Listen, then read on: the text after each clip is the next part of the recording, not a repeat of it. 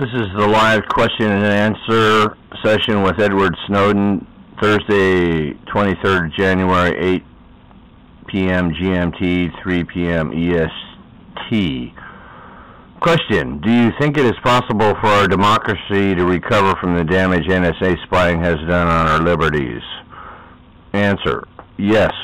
What makes our country strong is our system of values, not a snapshot of the structure of our agencies or the framework of our laws. We can correct the laws, restrain the outreach of agencies, and hold the senior officers responsible for abusive programs to account.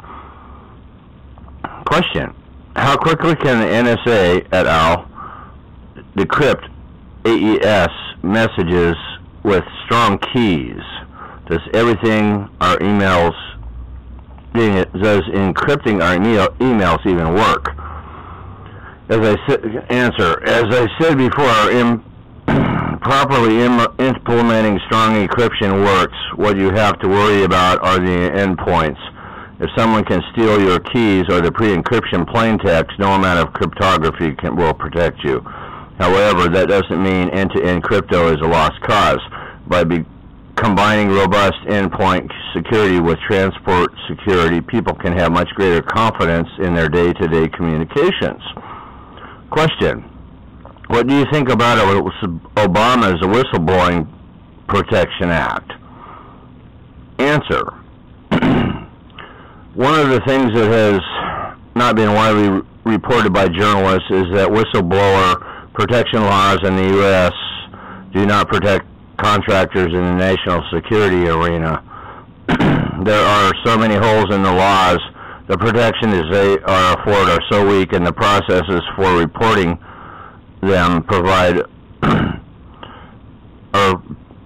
they provide are so ineffective that they appear to be intended to discourage reporting of even the clearest wrongdoing.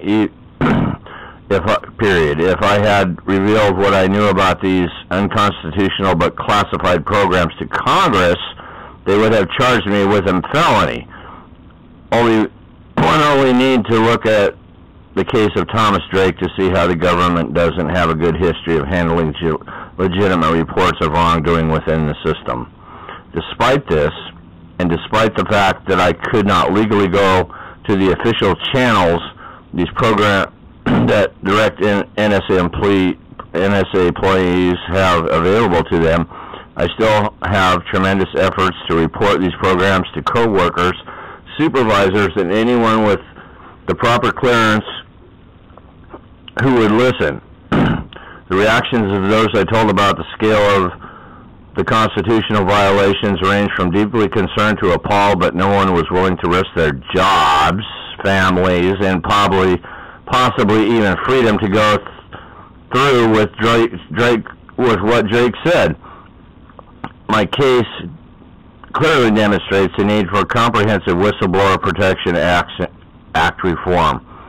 If we had a real process in place and reports of wrongdoing could have been taken to real independent arbitrators and captured officials, I might not have had to sacrifice so much to do what at this point even the president seems to agree need to be done. Question: do you think it is a shame that Obama gave his NSA speech before his private and civil liberties oversight board reported? Answer: the timing of his speech seems particularly interesting given that it was accompanied by so many claims that these programs have not abused. Even if we accept the NSA's incredibly narrow definition of abuse, which is someone actually broke the rules so badly we need to investigate them for it, we've seen more instances of identified intentional abuse than we have seen instances where this unconstitutional mass phone surveillance stopped any kind of terrorist plot at all, even something less than an attack. To back that up with the government's own numbers, according to the NSA Inspector General, we've seen at least 12 specific intentional cases of abuse by the NSA. In contrast, the federal government's independent PCLOB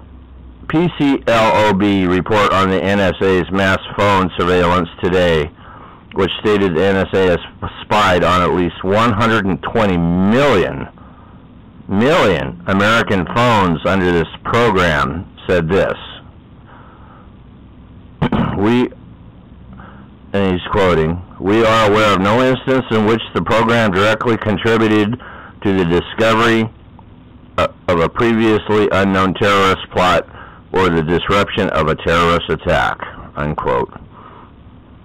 At the press conference, Judge Wald stated this program, which has been operated in secret for years, has no basis in law. The panel determined this kind of mass surveillance is illegal and should be ended.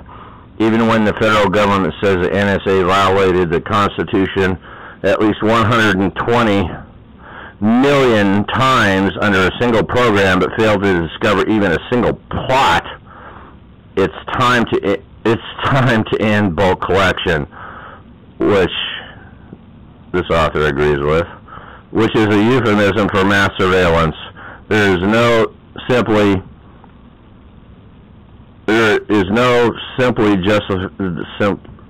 justification for continuing an unconstitutional policy with a 0% success rate.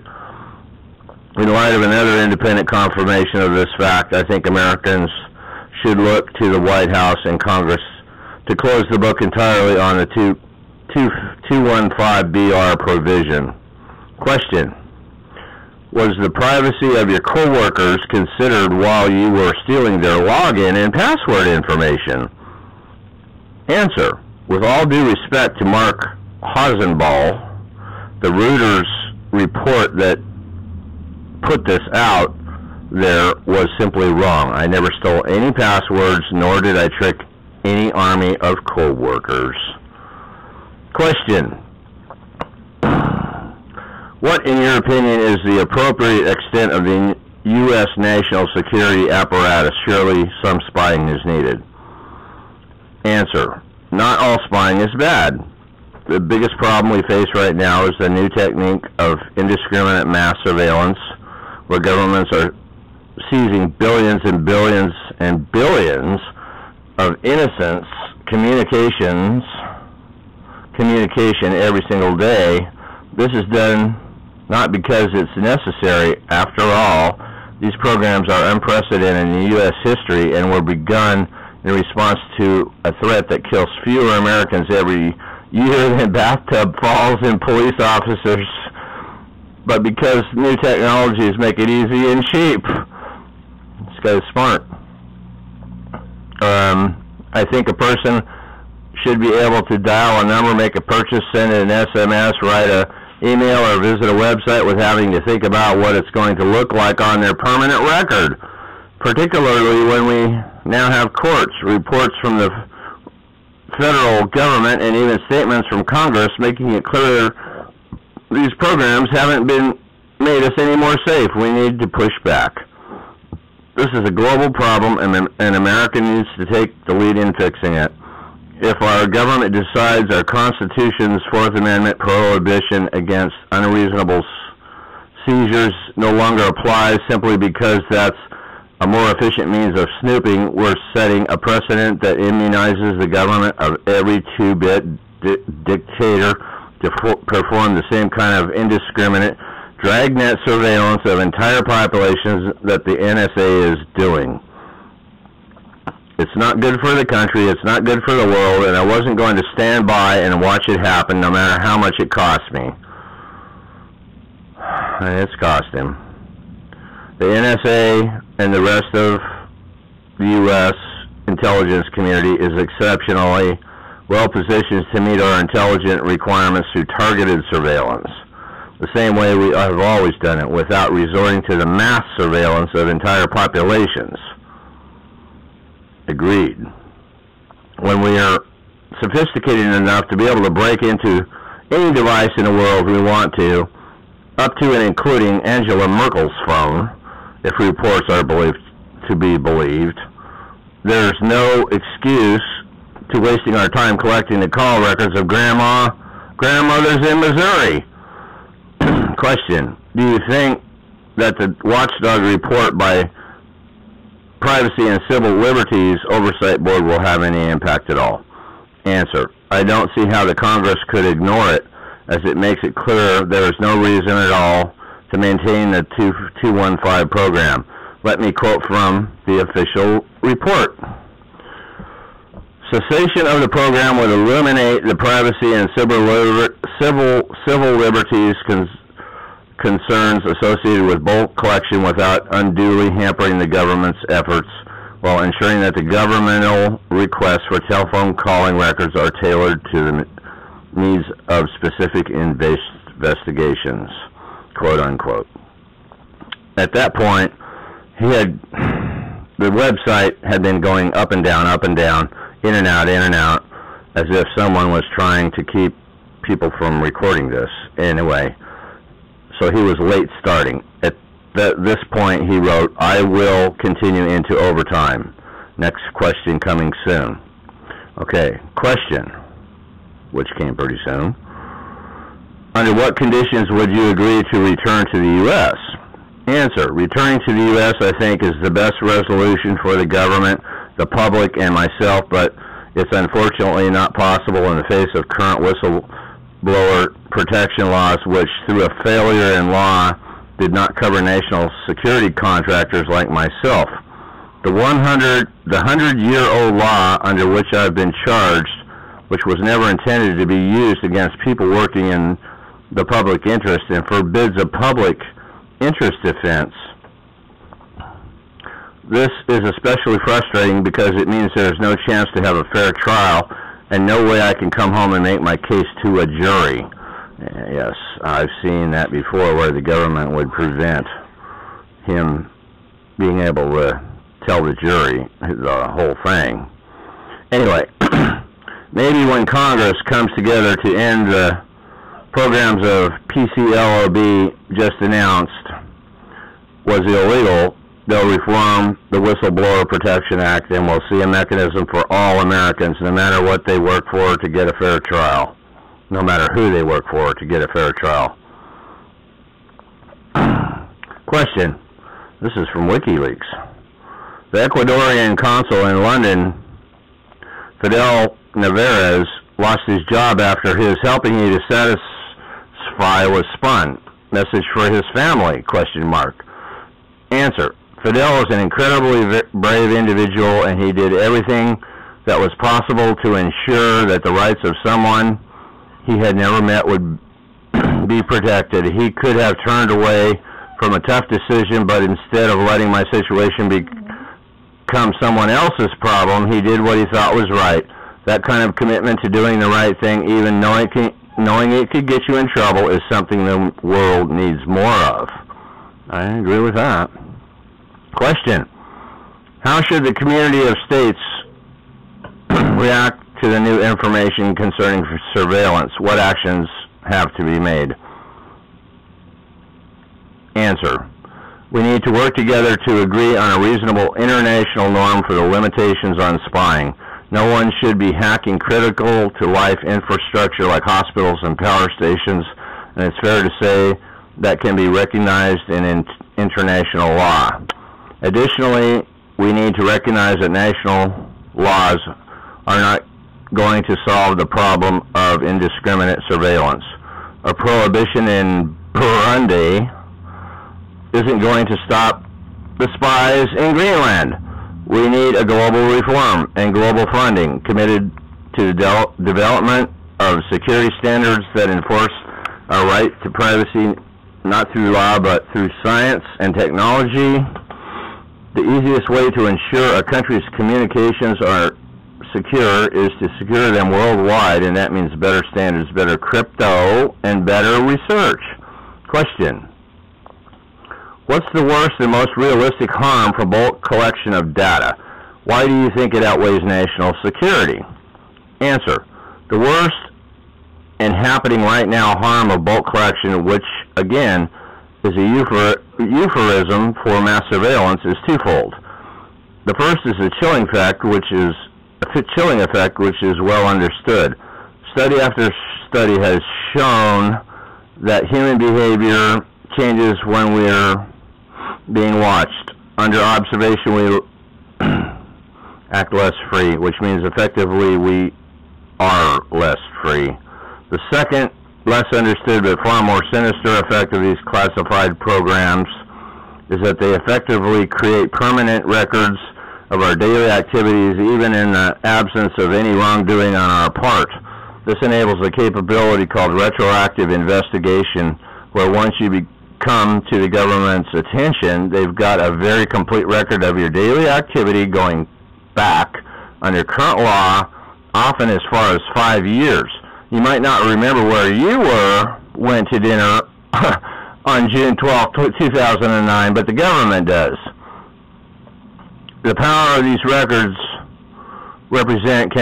can't be overstated. In fact, researchers have referred to this sort of data gathering as resulting in databases of ruin, where harmful and embarrassing details exist without even the most innocent individuals. The fact that these records are gathered without the government having any reasonable suspicion or probable cause justifying the seizure of data is so divorced from the domain of reason as to be incapable of ever made lawful at all. And this view was endorsed recently as today by the federal government's Privacy and Civil Liberties Oversight Board. Fundamentally, a society in which pervasive monitoring of the sum of civil activity becomes routine is turning from the traditions of liberty toward what is an inherently illiberal infrastructure of preemptive investigation, a sort of quantified state where the least of our actions are measured for propriety. I don't seek to pass judgment in favor or against such a state in the short term I have here, only to declare that it is not the one we inherited and should as a society embrace it. It should be the result of public decision rather than closed conference. Question. Recently, several threats have been made on your life by the intelligence community. Are you afraid of your life? Afraid for your life? Thoughts? Question mark. Answer. It's concerning to me, but primarily for reasons you might not expect. That current serving officials of our government are so comfortable in their authorities that they're willing to tell reporters on the record that they think the due process protections of the Fifth Amendment of our Constitution are outdated concepts. These are the same officials telling us to trust that they'll honor the Fourth and First Amendments. This should bother all of us. I'll agree with that one.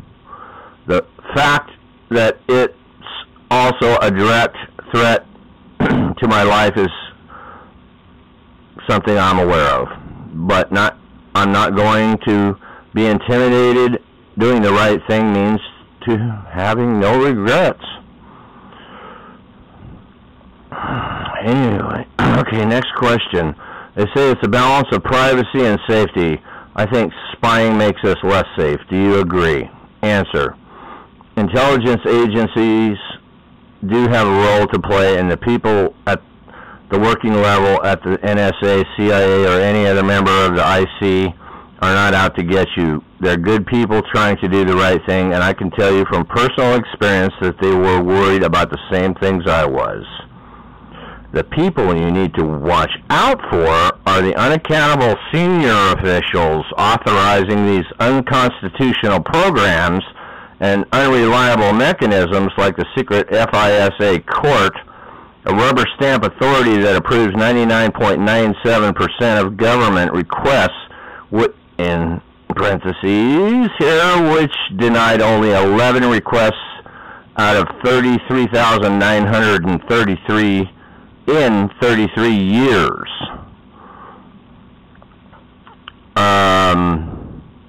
He has a link here, www.motherjones.com, MOJO/2013/06/FISA-court-NSA, all lowercase.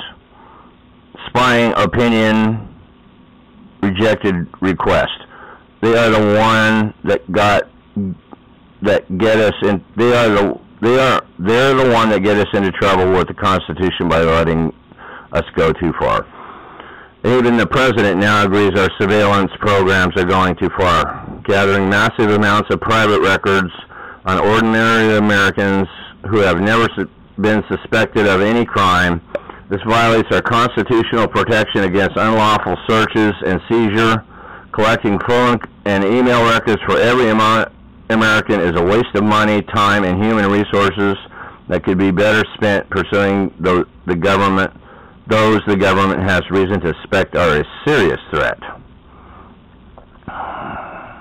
This went over 2 hours, and he finally got down to this. I'm going to stop here. My deepest thanks to everyone who sent questions, and whether or not we agree on where the line should be drawn, I encourage you to contact your members of Congress and tell them how you feel about mass surveillance.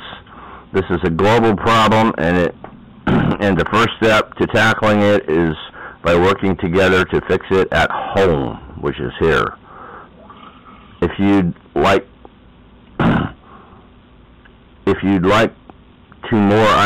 to probably hear more ideas on how to push back against unconstitutional surveillance, considering taking a look at the organizations working together to organize, another link, thedaywefightback.org, thedaywefightback.org. And with that, he ended the conference. And so there you have it. It's interesting that throughout this entire time I tried to copy and paste all this text that I just read to you, the site was going in and out, in and out, in and out, in and out, as if someone didn't want it all to be copied. And so there you have it. Edward Snowden in his own words. Thank you.